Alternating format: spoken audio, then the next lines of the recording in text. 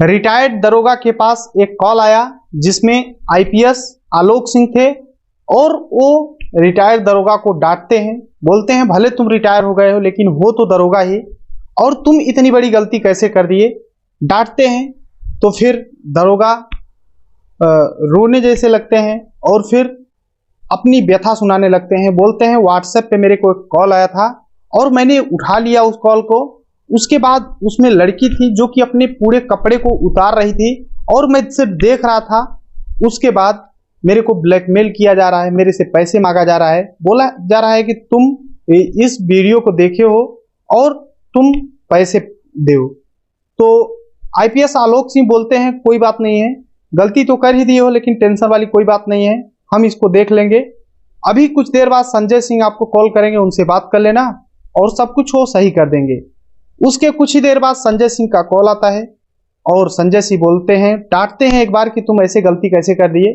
उसके बाद संजय सिंह बोलते हैं कोई बात नहीं है। संजय सिंह बोलते हैं कि जो तुम्हारी वीडियो है वो 5 अलग अलग वेबसाइटों पे अपलोड हो चुकी है, उसको हटाने के लिए आपको 58,000 रुपए देने होंगे और जो लड़की आपको पूरा कृत्य दिखाई है पूरा अपने कपड़े उतार करके, उसको सल्टाने के लिए 10,000 रुपए लगेगा और बाकी पुलिस को मैं देख लूंगा, उसके लिए आपको 1,05,000 लगेगा।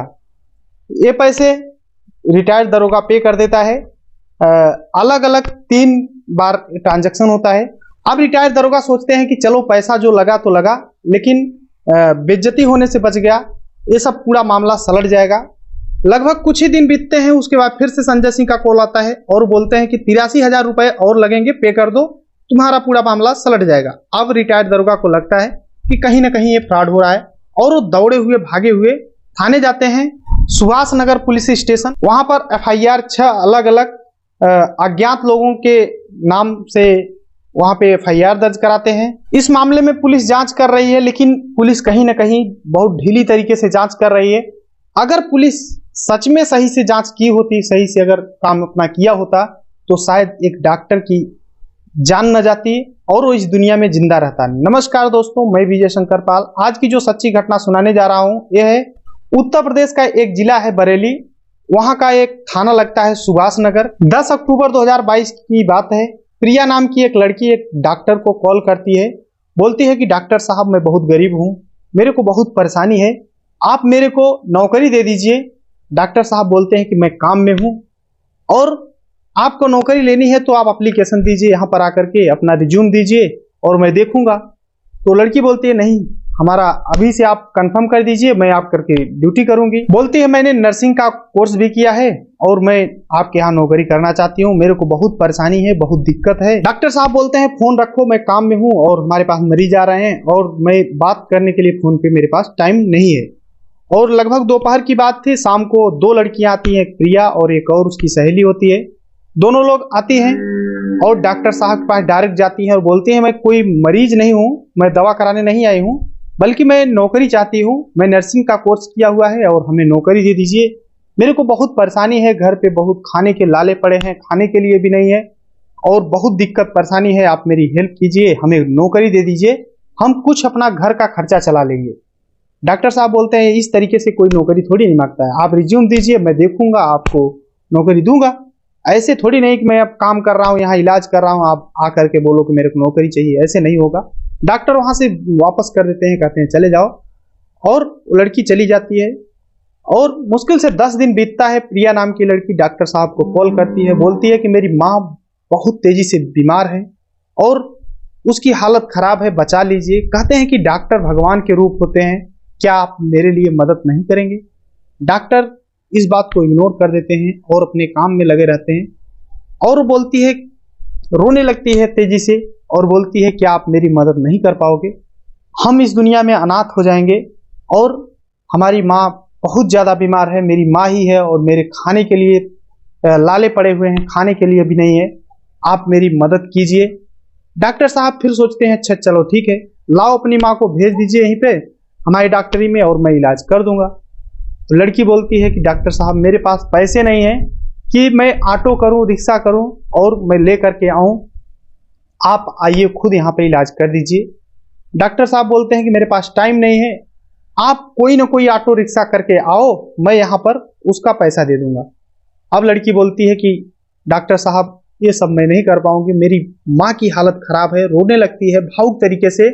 और डॉक्टर साहब भी भावुक हो जाते हैं, बोलते हैं अच्छा रुको ठीक है मैं आ रहा हूँ। तो डॉक्टर साहब अपना बैग उठाते हैं और पहुंच जाते हैं वहां पे गली में। लड़की जो एड्रेस बताती है वो है कर्मचारी नगर। डॉक्टर साहब पहुंच जाते हैं और वहां पे कोई नहीं दिखाई देता। उसके बाद वही प्रिया नाम की लड़की जो इंटरव्यू के लिए आई थी वो दिखाई देती है और रोती है जोर जोर से कि डॉक्टर साहब मेरी मदद कीजिए, हमारी माँ अंदर है। और वो अपने घर पे नहीं बल्कि सहेली के घर पे थी और बोलती है कि चलिए, ऊपर लेके जाती है और एक रूम होता है और दरवाजा खोलती है और बोलती है कि अंदर मेरी माँ लेटी है, आप जाइए। और जैसे ही डॉक्टर साहब अंदर घुसते हैं और दरवाजा बंद कर लिया जाता है। अब डॉक्टर साहब अंदर घुसे, वहां पे कोई माँ नहीं थी बल्कि एक लेडीज थी, एक लड़की थी जो कि जिसके शरीर पे एक भी कपड़े नहीं थे, यानी नग्न अवस्था में खड़ी हुई थी। डॉक्टर साहब अंदर जाते हैं और चौंक जाते हैं। तभी फिर से दरवाजा खुलता है और प्रिया नाम की जो लड़की थी ये भी निवस्त अवस्था में यानी बिना कपड़े पहने फिर से अंदर आ जाती है ये भी, और दरवाजा को लॉक कर लिया जाता है। अब डॉक्टर साहब कोशिश करते हैं दरवाजा खोलने के लिए और भागना चाहते थे वहां से, लेकिन भागने का कोई चांस नहीं था। दो और लड़के थे जो कि उन्हें जाने नहीं दे रहे थे। अब लड़की बोलती है मैंने आपसे इसलिए नहीं बुलाई हूं कि कोई बीमार है, बल्कि आप मेरे साथ कुछ गलत कीजिए। डॉक्टर साहब बोलते हैं मैं ऐसा नहीं कर पाऊंगा। फिर क्या करते हैं, वो दोनों लड़कियां नग्न अवस्था में थी और दो लड़के भी थे और उन डॉक्टर के पूरे कपड़े उतार दिए जाते हैं और उनसे कुछ गलत तरीके से वीडियो बना लिया जाता है, जिसमें वो ऐसा लग रहा था कि पूरी तरह से वो फंस जाएंगे, ऐसी वीडियो बनाई जाती है। और डॉक्टर साहब रोते हैं, गिड़गिड़ाते हैं, बोलते हैं कि मेरे साथ ऐसा मत करो। और फिर बोलते हैं कि आप लोगों को क्या चाहिए, क्यों मेरे साथ ऐसा कर रहे हो। तो जो दो लड़के थे वो बोल रहे हैं मेरे को बस एक ही चीज चाहिए, वो है पैसा। डॉक्टर साहब के पास पैसा था नहीं। वो बोलते हैं कि हमारे पास पैसे इस समय तो है नहीं, लेकिन हमारे बैंक अकाउंट में 50,000 रुपए है और हमारे पास ATM है, जाओ ले लो, पिन है ले लो। पिन बता देते हैं। अब वो दोनों लड़के जाते हैं, 3 बार अलग अलग करके 50,000 रुपए निकाल लेते हैं। उसके बाद डॉक्टर साहब को छोड़ दिया जाता है और बोला जाता है कि ये वीडियो है, 1 लाख रुपए मेरे को और दे देना जुगाड़ करके, नहीं तो ये वीडियो जो है वायरल कर दूंगा। उसके लगभग 4-5 दिन बीतते हैं, फिर से उन लड़कों का फोन आता है और बोलते हैं कि क्या डॉक्टर साहब वो जो 1 लाख रुपए था तैयार हो गया या नहीं। डॉक्टर साहब बोलते हैं अभी पैसे नहीं हो पाए हैं, दे दूंगा। लेकिन वो लड़के बोलते हैं जल्दी करना, नहीं तो ये वीडियो जो बनी है ना वायरल कर दूंगा। तो डॉक्टर साहब 1 लाख रुपए की व्यवस्था करते हैं और फिर से दे देते हैं। उसके कुछ ही दिन बाद फिर से फोन आता है कि भाई डॉक्टर साहब मेरे को इतने पैसे की जरूरत है, दीजिए, नहीं तो वीडियो फिर से वायरल कर दूंगा और आपकी फिर जो इज्जत बनी हुई है ना, जो आप अपने आप को सीधे समझते हैं, वो आपको बहुत खराब समझने लग जाएंगे। और अगर आप अपनी इज्जत चाहते हैं तो वीडियो आप तुरंत मेरे को पैसा लेगा करके दे दीजिए। अब डॉक्टर साहब के पास पूरी तरह से पैसे खत्म हो चुके थे और हताश हो चुके थे, उन लोगों से परेशान हो चुके थे। फिर 3 दिसंबर 2022 को वो थाने जाते हैं और FIR लिखाते हैं। पुलिस वाले FIR तो लिखते हैं लेकिन मैटर को सीरियस नहीं लेते हैं और डॉक्टर साहब को लगातार ब्लैकमेल किया जा रहा था। वो लोग बोल रहे थे जाओ जहां थाने जाना है, जहां भी जाना है जाओ, लेकिन ये वीडियो जब वायरल होगा तुम्हारी हालत खराब हो जाएगी।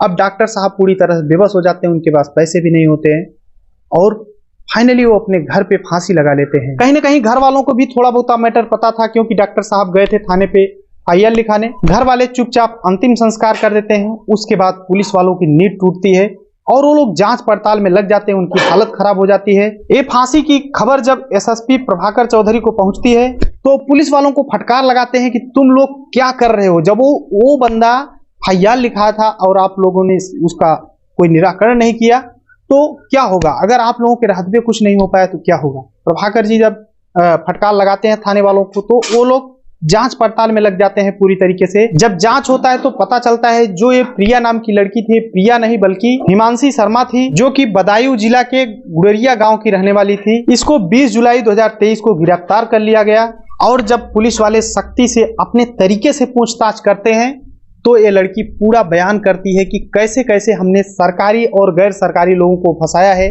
कैसे कैसे लोगों को ब्लैकमेल करती थी अब तक लगभग 5 से 6 लाख रुपए लोगों से कैसे ऐंठ ली थी इसने। जब ये बात लोगों को पता चलती है तो लोग भी डरने लगते हैं, सामने लगते हैं कि ऐसा काश मेरे साथ भी ना हो जाए। रिटायर्ड दरोगा भी इसका शिकार हुआ था, जो कि एक फेक आईपीएस अधिकारी बन करके उससे बोलता है कि संजय सिंह से बात कर लो, और संजय सिंह भी फेक था।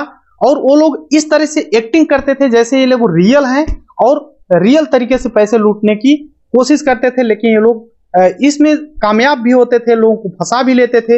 ये कोई एक मामला नहीं था, बल्कि पूरे 6-7 महीने से मामला लगातार कोई न कोई सुनाई दे रहा था।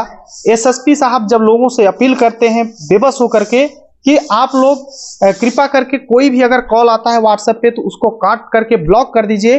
अननोन नंबर से कोई भी आता है तो उसे आप रियल मत समझिए। कोई भी, चाहे वो क्राइम ब्रांच बन करके आपसे कॉल करता है या फिर कोई पुलिस अधिकारी कुछ भी बन करके कॉल करता है, उस पर विश्वास मत कीजिए, क्योंकि जो बड़े बड़े आईएएस पीसीएस होते हैं वो उनको आपके पास कॉल करने का टाइम नहीं होता है कि वो लोग आपको कॉल करके परेशान करेंगे। अगर आप कभी ऐसे मैटरों में फंसते हो तो आप उन्हें सीधा ब्लॉक मारो। अगर उन्हें जितना ही आप उनसे चिरौरी विनती करोगे, बोलोगे कि आप मेरे को रहम कर दीजिए, वीडियो डिलीट कर दीजिए, वो लोग आपको उतना ही फंसाते जाएंगे। ठीक है, तो आप उनके चक्कर में बिल्कुल मत पड़ो, उन्हें सीधा ब्लॉक कर दो। उनके पास इतना टाइम नहीं है कि आपकी वीडियो वायरल करेंगे। आप उन्हें इग्नोर कर दोगे, बोल दो कि जाओ वायरल करना है कर दो, वो लोग कुछ नहीं करेंगे, वो दूसरा बंदा ढूंढना स्टार्ट कर देते हैं।